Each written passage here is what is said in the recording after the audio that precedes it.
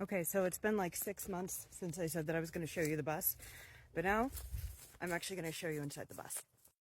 Okay, so what we've got here is a 36-foot long Carpenter Corsair. I think there's something with a Hendrix potentially in it. It's diesel. She's from 1980. And I've just pulled basically everything out of here because I'm gonna redo it entirely. Ta-da! So you can kind of see where there were things before, like this is where the platform bed was. Right here we've got our little kitchenette. Right here we've got our little dining area. And then these guys were couches with storage underneath. And it came with this painting drawing. It's a crayon drawing, but it's a really good crayon drawing. So this is what I'm starting with. And it's really charming. It's really cute. We've still got the original windows. We've still got the original ceiling. The original floor is right underneath this. We never took out the original floor. You can actually, when you go underneath, still see that classic 1980s linoleum in there. Yeah, so I've lived in this bus for about a year, exactly the way that it is now. And after having lived here for a year, I've got some things that I want to change. It's great. It's lovely. It's a little high up for me. I like a low bed because I fall out of bed.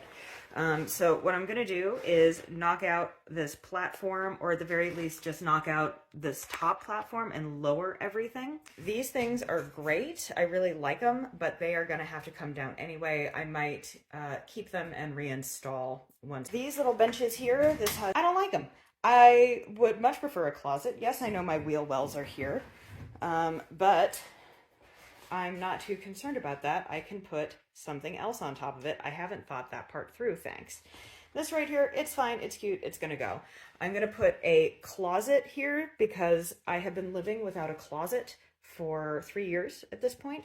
And let me tell you, having a place to put your clothing that you don't see your clothing makes a huge difference. I would rather have 0 windows and 1,000 closets than 1,000 windows all covered with my clothes.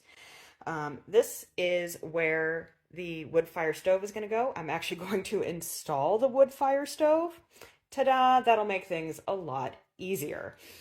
Over here, I've got my little kitchenette. I think I'm going to just rip this out entirely, guys. It feels like a silly thing to be like, oh yeah, I don't need a kitchen in my RV, but again, we don't really take this on the road, and I would much rather have the space. I would much rather build in somewhere where I can put an actual couch, a bookshelf, somewhere where I can sit down, do some reading, do some writing, do some editing. Little banquette seating here, little table here. Again, just gonna pull it out.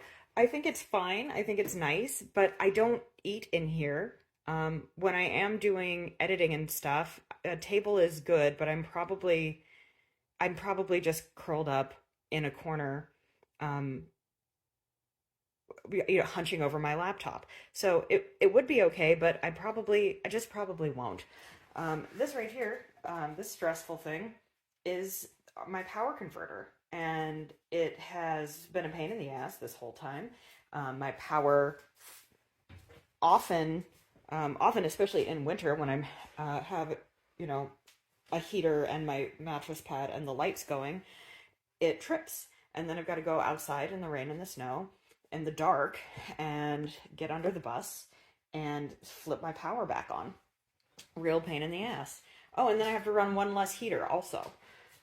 These banquette seatings, these are fine. Again, there's the wheel wells are under here, so I don't know what I'm gonna do, but I want to have this set up. I know this is going to sound crazy, but I think I want to put bus seating back in. Like, imagine you walk into a school bus, it looks like a school bus up to about here, and then you open a door, and when you open the door, it's just the most beautiful one-bedroom apartment that you've ever seen. That's kind of what I'm going for. Other than that, let's see, the ceilings, these ceilings here, I'm going to pull these all out. I'm going to clean them up. I'm going to put in some spray foam insulation. I'd like to do roof tiles. I would like to do inset lighting, so I just have can lightings as opposed to, I mean, these things are fine. I might actually just keep these because I think it would be a really funny thing. Typical me, just having funny choices, like beautiful pressed tin ceilings, bus standard inset lighting. And then the floor, I'm going to rip up this floor. I'm going to rip up the original floor, which is underneath this floor. I'm going to clean it all out. I'm going to seal any holes because, again, we've had a lot of mice in here. It's been a real pain in the ass. Seal any holes. Lay down some, I want to do cork floor, and I'd prefer to do cork floor with an underlayment heater to it, so that I just have warm heat coming up from the floor, especially in the wintertime, especially when it gets cold. So that probably sounds like the rantings of a maniac. Oh well, it's me. It's what I've got. It's what I'm going to try. And you know what? If I hate it and it sucks, that's fine. Because then I got a chance to do it. And then I will sell this bus to some other starry-eyed dum-dum, and they can rip out all of the work that I've done. Okay, so why has it taken me so long to get started on this project and to really even get myself to a place where I want to change some stuff here? It has been tough for me to figure out what I want my whole life. I've always been the kind of kid, I'm nearly 40.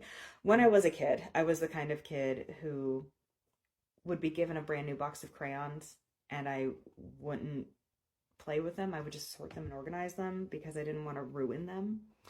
And that's sort of an ingrown, an inbound habit that I'm trying to work through. It's taken me a while, but I'm getting there. And sometimes it's so scary to get started on something, especially when you don't know necessarily all the things that are going to be involved in it. And I don't know how much this is going to cost. I don't know how long this is going to take. I don't know, I'm terrified about my taste outweighing my skill, outweighing my budget. And I'm worried that I'm going to put a lot of time and effort into something and then I'm not going to like it. And then I'm going to be married to this thing. But realistically, that's not how it works, right? Like any work that I put into this place, it doesn't necessarily have to be an investment. It can be something that is a skill that I'm learning. It can be something that is well, I'm glad that I got to try that. I don't think there's anything wrong with doing something just to make your own story. And so that's what I'm going to do. Right now, this bus is set up to be you could really live here full time if you wanted to. I don't. I mean, I do live here full time, but I also have, we're parked. I have a bathroom, I have a kitchen, I have plenty of other things. So it's set up to be like a full-time RV, if you wanted it to be a full-time RV. I think I'm going to set it up just to be a large and elaborate bedroom hallway, and maybe have enough extra space in here so that if we do go camping with it, we have place to put other people who are sleeping, other gear while we're out on the hike. I didn't take the bus out at all last year, which made me kind of sad actually, and I'd really like to spend a little bit of time with her on the road this year. It's scary, right, taking out a bus because, it's your home, and if you break down on the road, well, there's another 20 grand in order to get your house back. And I don't want to have to be in that situation either. So short trip. Only cost me 5 grand to get it towed back, right? Especially if I'm still on this side of the mountains. Yeah. Anyways, I've moved out of the bus, but just temporarily because I don't want to live in a bus that I am demoing.